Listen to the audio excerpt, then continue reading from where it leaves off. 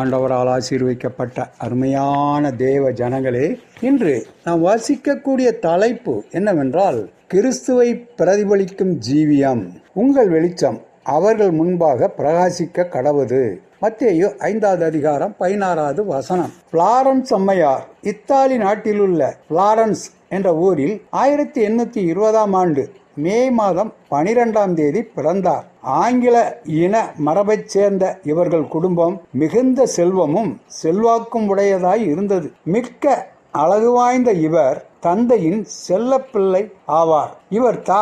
இவருடைய தாய்மொழியாகிய ஆங்கிலத்தில் மட்டும் அல்லாமல் லத்தீன், கிரேக்கம், ஜெர்மனி, இத்தாலி, பிரெஞ்சு ஆகிய மொழிகளிலும் புலமை பெற்றிருந்தார். குழந்தை பருவத்திலேயே இரக்க குணமுடையவராக இவர் விளங்கினார். பிற உயிர்களிடத்திலும் அன்பு கொண்டவராவார்.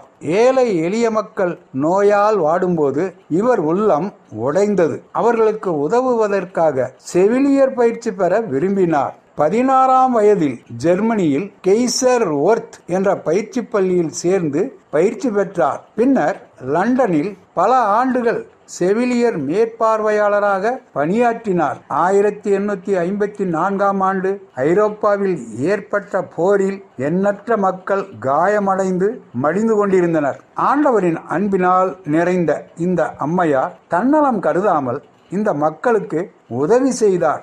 இவரின் சேவையை பாராட்டி விக்டோரியா மகாராணி இரத்தின மாலையை பரிசளித்து உயரிய விருதும் வழங்கி கௌரவித்தார்.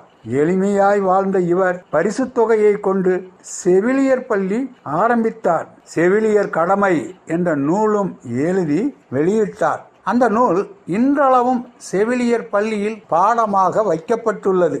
இவர் தம் 90ஆம் வயதில் இந்த உலகை விட்டு மறைந்தார். நண்பர்களே, ஒருவேளை நாம் மரித்தாலும் நமது ஜீவியம் மற்றவர்களுக்கு பிரகாசிக்கிற வெளிச்சமாய் இருத்தல் மிகவும் அவசியமாகும். நமது வெளிச்சம் இந்த உலகின் இருளில் பிரகாசிக்க வேண்டும். அதுவே பிதாவை நாம் மகிமைப்படுத்துகிற நமது ஜீவியமாக இருக்கிறது. நம்முடைய இரட்சகரான இயேசு கிறிஸ்து பிரகாசிக்கிற ஒளியாக இருந்தார். அவர் பிரகாசிக்கிற ஒளியாக இருக்க நன்மை செய்கிறவராக சுற்றித் திரிந்தார். யார் நல்லவர்கள்?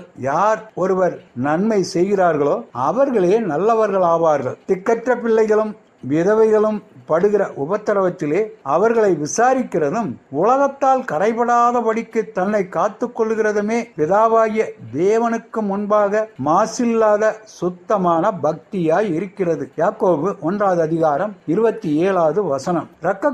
இரக்க குணத்தை எங்களிடம் உருவாக்கும் பிதாவே, நீர் இரக்கமுள்ளவராய் இருக்கிறது போல இரக்கமுள்ளவராய் இருக்க வேண்டுகிறேன் என்று நாம் நமது தேவனை நோக்கி ஜெபிக்கலாமா? ஆண்டவர் தாமே நம் அனைவரையும் ஆசீர்வதிப்பாராக. ஆமேன்.